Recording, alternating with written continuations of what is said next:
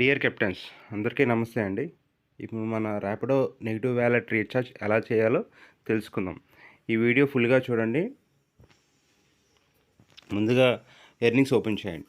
Earnings open చేసిన తర్వాత wallet మీద క్లిక్ చేయండి. ఇక్కడికి మీకు కనిపిస్తుంది కదా నెగిటివ్ బ్యాలెన్స్. ఇక్కడ రీఛార్జ్ చేసుకోవచ్చు. మన దగ్గర అమౌంట్ లేకపోతే ఫ్రెండ్స్కి ఎవరికైనా కూడా షేర్ చేయొచ్చు. ముందుగా ఫ్రెండ్స్కి ఎలా షేర్ చేయాలో కూడా తెలుసుకుందాం. లింక్ అనేది ఫ్రెండ్స్కి ఎలా షేర్ చేయాలంటే అక్కడ లింక్ మీద క్లిక్ చేయండి.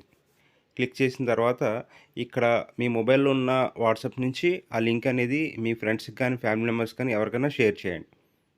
నేను నెంబర్ షేర్ చేస్తున్నాను.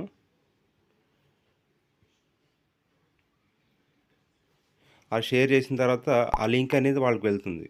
ఆ లింక్ మీద క్లిక్ చేస్తే మీ ఫ్రెండ్ ఎవరైతే ఉన్నారో వాళ్ళు ఆ లింక్ మీద క్లిక్ చేస్తే ఇలా పేమెంట్ మన నెగిటివ్ బ్యాలెన్స్ ఎంత ఉందో, వ్యాలెట్ బ్యాలెన్స్ ఎంత ఉందో చూపిస్తుంది, మైనస్ బ్యాలెన్స్.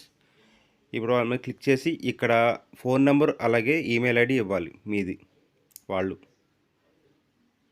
ఇలా కూడా పేమెంట్ అనేది చేయొచ్చు. లేదా డైరెక్ట్గా మన దగ్గరే అమౌంట్ ఉంటే, మన ఫోన్పేలో అమౌంట్ ఉంటే డైరెక్ట్ రీఛార్జ్ మీద క్లిక్ చేసి ఇక్కడ నాది ఫోన్పే కానీ గూగుల్ పే కానీ పేటిఎం ఏదైనా క్లిక్ చేయొచ్చు.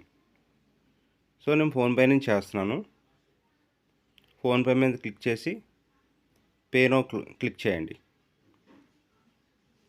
పేనో క్లిక్ చేసిన తర్వాత మనకి ఏదైతే బ్యాంక్ అకౌంట్ ఉందో సెలెక్ట్ చేసుకోండి.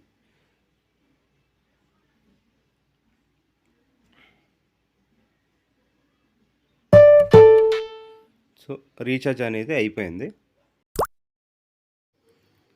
ఈ విధంగా నెగిటివ్ వ్యాలెట్ రీఛార్జ్ అనేది చేసుకోండి. ఓకే, ఇప్పుడైతే నెగిటివ్ వ్యాలెట్ రీఛార్జ్ క్లియర్ అయిపోయింది. మీరు కూడా ఎప్పటికప్పుడు నెగిటివ్ వ్యాలెట్ రీఛార్జ్ అనేది చేసుకోండి. ఓకే, ఎక్కువ రైడ్ చేయండి, ఎక్కువ ఆదాయం పొందండి.